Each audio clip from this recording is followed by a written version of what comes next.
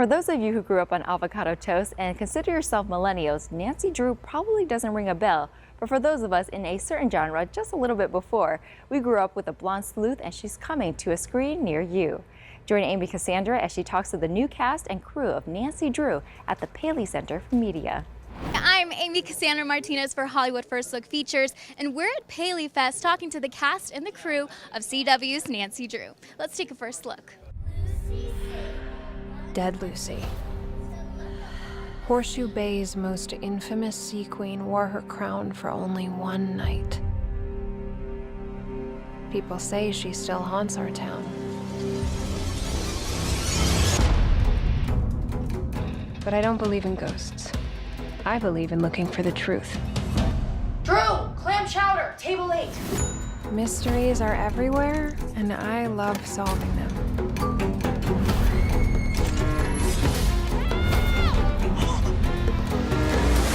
But then life dropped a real mystery into my lap.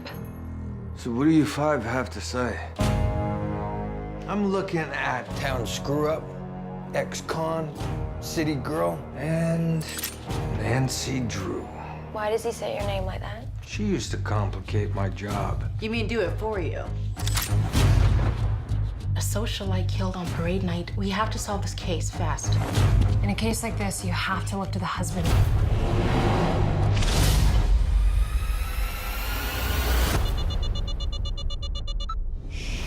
You think that guy killed his wife and you break into his house? What were you doing there, following me? What's your first memory of Nancy Drew, ever?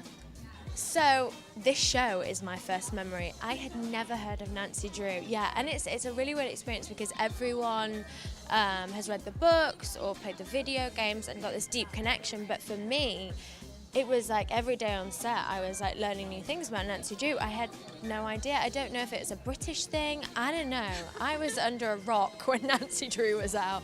I don't know. So it's this, which is great because I'm creating my own version of Nancy Drew. So yeah, it's different. I play Ned Nickerson. Ned Nickerson in the books, aka Nick in our incarnation of it. He's an out-of-towner. He's from Florida. We're in Horseshoe Bay, which is in Maine, setting that in Maine. So he's from out of town, and he's you meet him. He's kind of in a kind of a physical, emotional relationship with Nancy. Yeah. It's steamy. But he has secrets. He's got a bit of a past. He's got a bit of a criminal past.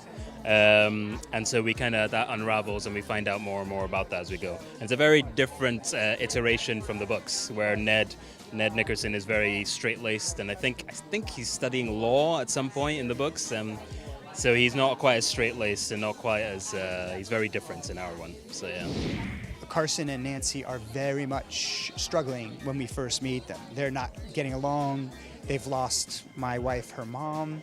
And so throughout the course of the beginning of this story, they're really banging their heads against each other. They can't find each other. But what's underneath it are two people who are like, would just kill to be back to what they were because they love each other so much.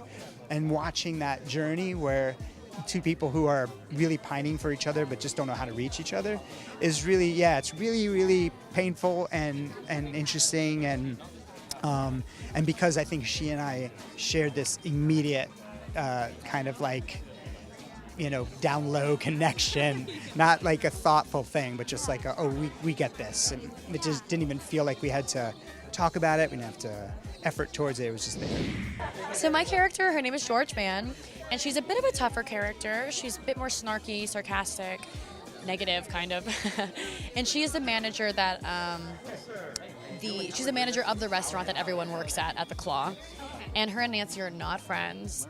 Like, they have not liked each other since high school. And, yeah. What do you think audiences need to know about this version of Nancy Drew that they don't know about? Yeah, I think through the trailers and everything that you're getting, there's a lot of exposure of the parts of our show that are the thriller elements of it, the romance, the drama, but I also think that it would be interesting for people to know that it's really funny. Like, it's really snarky. The characters, we have a couple of characters that are really silly and really fun, and that it's sort of all of these really intense things happen, and it's genuine and raw and scary, and then afterwards everybody's like, whoa, guys, did you see that? That was crazy. And so it's fun. I think that we play on a lot of different levels, and I think that will keep it from being too heavy, too melodramatic, because the characters are very realistic in regards to their responses to it, just in the way that we all would be if we're like, hey, guys, I think I just saw a ghost. That's pretty funky. So, yeah. Nancy Drew premieres on October 9th on the CW. I'm Amy Cassandra Martinez, and you've been watching Hollywood First Look Features. Help me, please, no. Tiffany Hudson, murdered by a ghost. Not just any ghost, Dead Lucy.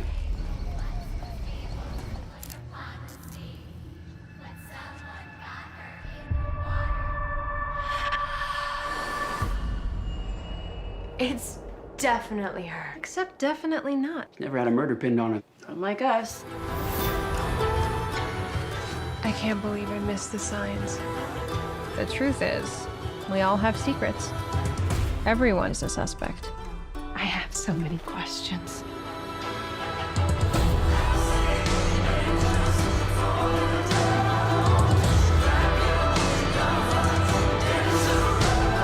Trying to prove her innocence is gonna end up making her guilty.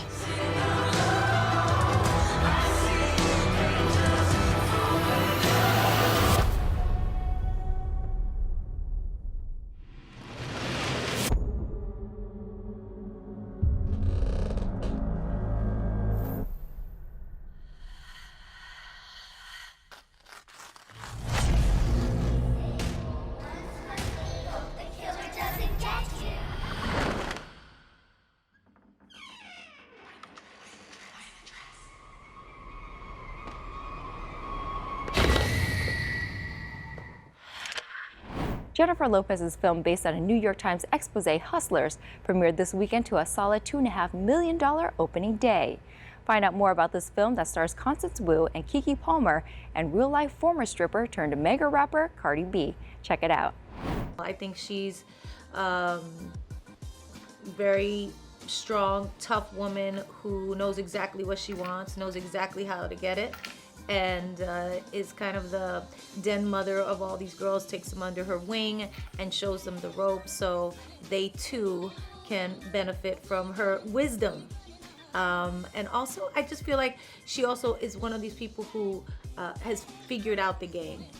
She knows how it's played at this level, and she's not going to be taken advantage of.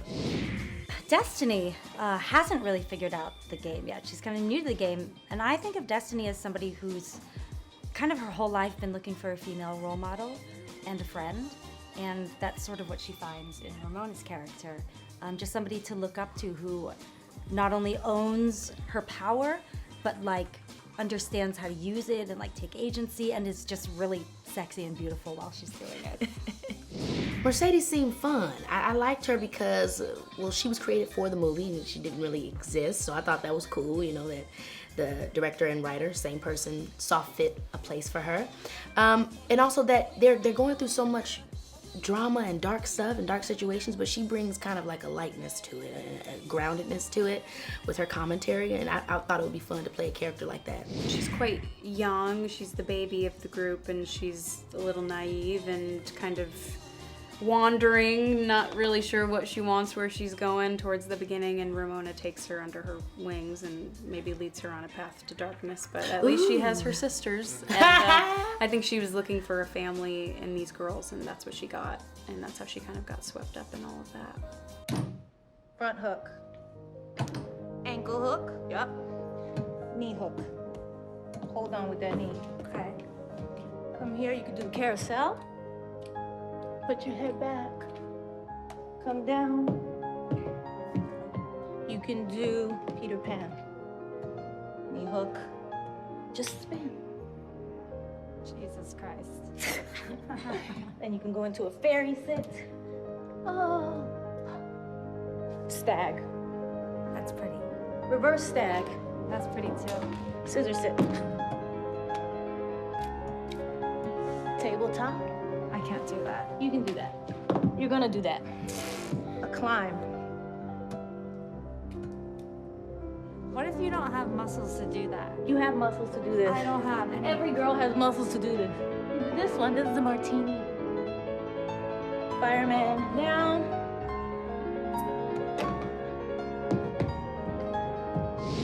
It's hard. Yeah, it's probably the hardest, one of the hardest things I've ever done for a movie. It's really acrobatic. It's really athletic. These girls, you know, even Cardi, who has done this in real life, told me, you know, and she's like, I'm really good at it. I said, are you? I was like, you have to teach me because I'm just learning. And she was like, it took years. Takes years to kind of really get good at pole dancing. And I was trying to, I had this girl who worked at Cirque du Soleil, Joanna, and she, you know, was trying to like give me the crash course because I had to look like I had been doing it for years. Ramona is like the OG. She's there. She's the best one in the club, and she had to look that way. So, but it was super hard. The training was really, it was like bang you up training, like bruises everywhere training. Well, Lily and I were dying for a little pole moment. We were like, hey, I'm ready for it. But it wasn't necessary for our characters. We did a class anyway, and that was fun. But most of everything else was being flirty, you know, and dancing a little bit, which was fun. We had to just do a little dancing for the men that were half conscious watching us, but we both took our first lesson together for pole dancing, and then we each had our own individual lesson, I think, and it was fun. It was more so just for the experience of it rather than to see it in the movie, although we would have been down. Okay. We don't see a lot of these stories, but I think what this movie does is it's more like a humanizing story, because these girls do objectively bad things. So we're not saying like drug men and steal from them. Right. Everybody's Obviously, complex. when they see Goodfellas, we're not saying join the mafia. When you do Boogie Nights, you're not saying, hey, the porn industry is great, just go into it. No, we're saying this is a slice there of are life. humans underneath this. And so I think in that sense, we're humanizing women who haven't been humanized in pop culture before. And in that sense, I think it's very empowering for people to actually just be seen as people. Yeah, I mean, to have a movie that's produced by women, written by a woman, directed by a woman, starring all women, that in itself is empowering. And we're telling the story of some very interesting characters who are women. And I think, like she said, in that sense, it is very empowering. I just want to take care of my grandma, maybe go shopping every once in a while. When I was a kid, I always wanted to work with animals. I was close. Shake a little ass, you get a little bag. These Wall Street guys, you see what they did to this country? They stole from everybody. Hardworking people lost everything. And not one of these douchebags went to jail. The game is rigged, and it does not reward people who play by the rules. It's like robbing a bank, except you get the keys. Are you in? I got I need a cat. Shit, I need a drink for my life. These are my coworkers. Jobs, please. What if somebody calls the cops and says what? Woo! I spent $5,000 at a strip club, send help. Damn. We're a family now. Damn. A family with money. Damn. And when would you say that things got out of control? Past the mirror. Ooh. Please help. This is my husband.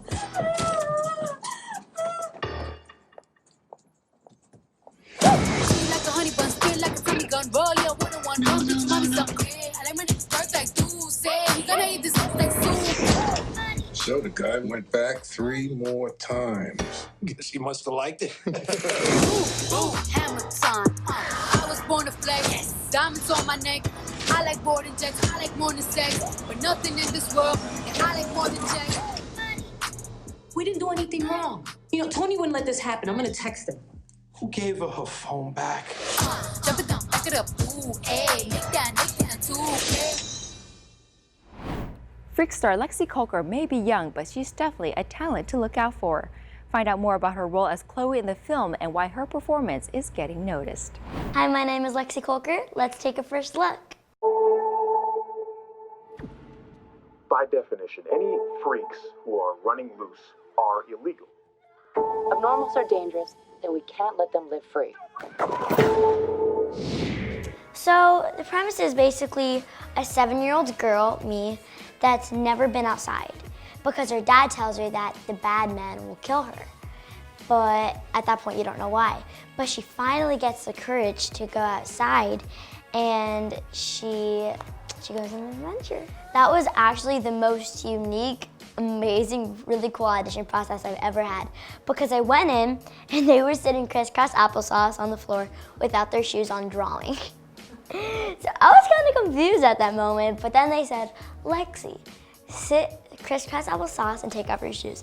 I felt like I was in a yoga class or something, but it was really cool. And then I did it, and then they had an actor in there, their friend, and they were like, so forget about the script for a second, and you guys are just gonna yell back and forth. So we did that, and we were probably arguing, yelling back and forth for probably a half hour, and we just kept doing that, and then we did the script, and it was a really new audition process to me because I had never had an audition like that. But I thought it was a really cool audition process, and I wish they did it like that more.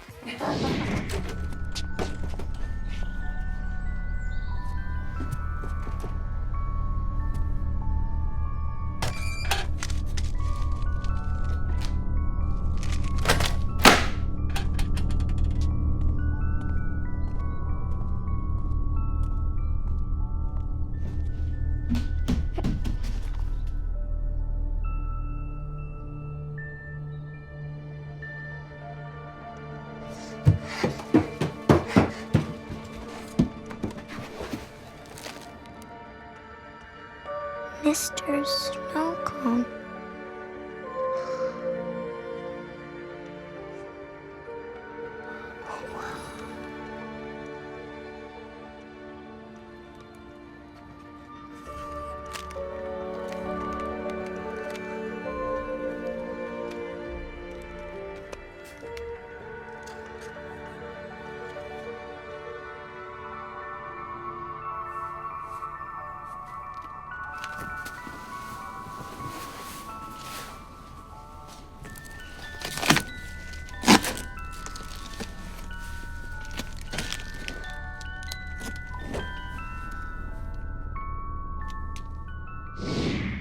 As Lexi have been out in the world and have all these great experiences, but for Chloe, who's never seen anybody else other than her dad, like, how were you able to connect those dots with her?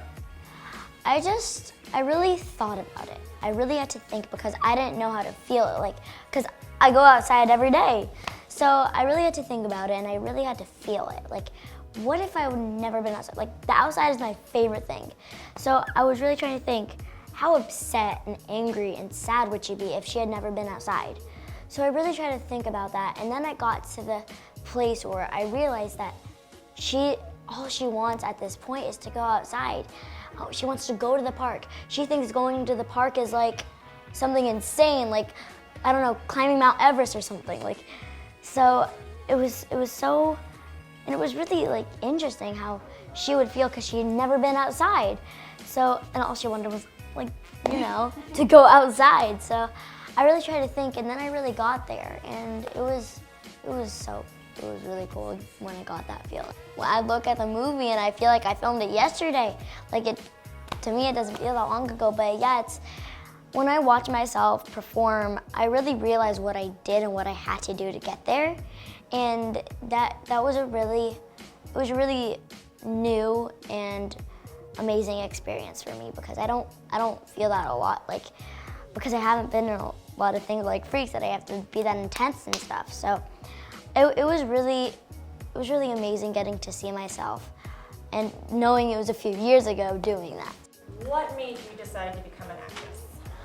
Well, a while ago when I was littler, my sister Ava inspired me because she started acting when she was very young. And when I saw her, I thought it was very cool. And then I told my parents, and it took a while because, you know, I didn't really know what I was doing. I was following my sister's lead. But eventually it got easier and easier, and here I am today. What do you like to do for fun, like as a 10-year-old? Well, I do karate. I love swimming, playing with my family outdoors, my dogs, hanging out with my sisters. I love I really want to go camping. I've never been camping. I really want to go camping. In the Freaks, you play Chloe, who has supernatural powers. We're not giving anything away there. You've been part of the Marvel Universe playing, the young Robin Hood, and most recently we've seen you in that Disneyland Star Wars Galaxy's Edge commercial. Yes. Out of all these superhero type universes, which one would Lexi actually want to live in? Oof. Because Star Wars commercial, then I would live in Disneyland. So. Right answer. That would have, I don't know. You can catch Freaks in theaters in September 13th. Make sure to go see it. You gotta be strong like your mom was. You knew my mom?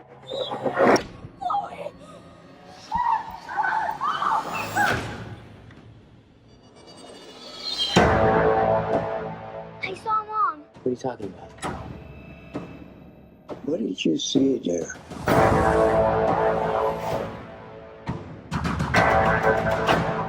They took her away. She's not dead yet. What? Hiding is out. We are never getting out of here alive.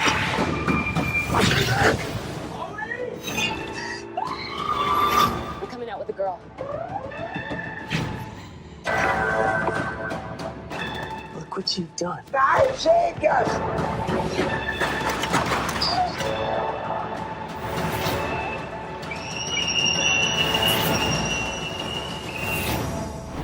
That's going to do it for us here on Hollywood First Look Features. You can find us online at YouTube and also on Instagram at Hollywood First Look Features. Until next time, thanks for joining us. I remain fully committed to the lawful completion of the mission. If necessary, I will destroy the project in its entirety. The Earth put its hopes in him. And now it's fate. It's on me.